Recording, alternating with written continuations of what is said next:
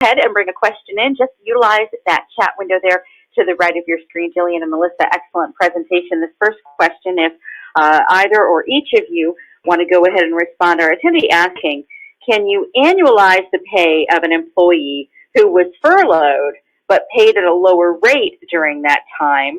Would you be able to use the pre-reduction pay rate for that annualization? Thoughts on that, please, either Gillian, Melissa, or each of you? That's a great question, actually. I think that there may be trouble with annualizing that individual. The concept of a furlough, as per these rules, seems to go more toward an unpaid period.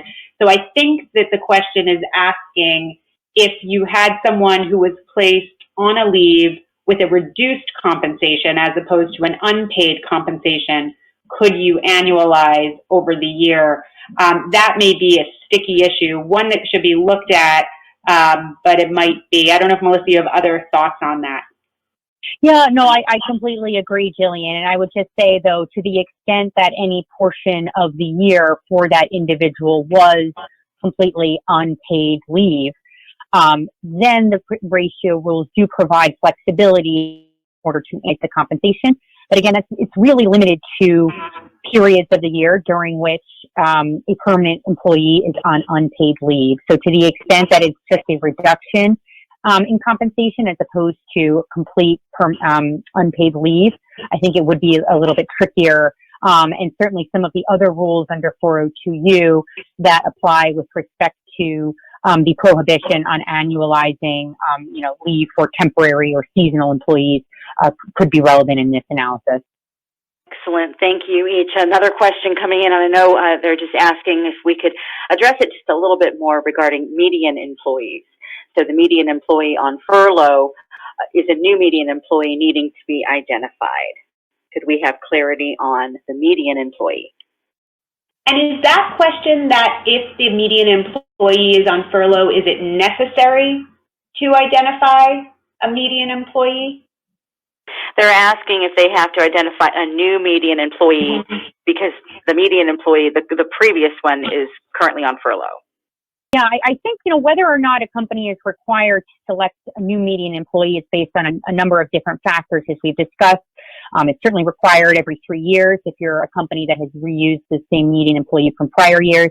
It can be required more frequently if there have been significant changes to employee populations. But it's optional to the extent that the median employee leaves or there's a change of circumstances if there is an alternate median employee that can be selected from that employee population and there hasn't been any significant changes to that employee population. But with respect to the furloughs, there's actually flexibility within the rule to determine whether a person who is on furlough as of the determination date will or will not be included in the employee population. And so again, I think it's really a facts and circumstances analysis left up to the company. And perhaps what might be instructional or what might guide the company's decision there could be how it's treated furloughed employees in the past with respect to the disclosure about those individuals to the extent it's had furloughed employees in prior years that it's had to address, or how it otherwise treats furloughed employees with respect to other company policies in which it has to consider those types of employees. Now, if once you have selected that median employee, though, and if you do decide to include an individual who is on unpaid leave due to furlough on the actual determination date, then you can take advantage of the annualization rules, which permit a company to take a permanent employee who's on unpaid leave, and you can actually annualize compensation in that regard.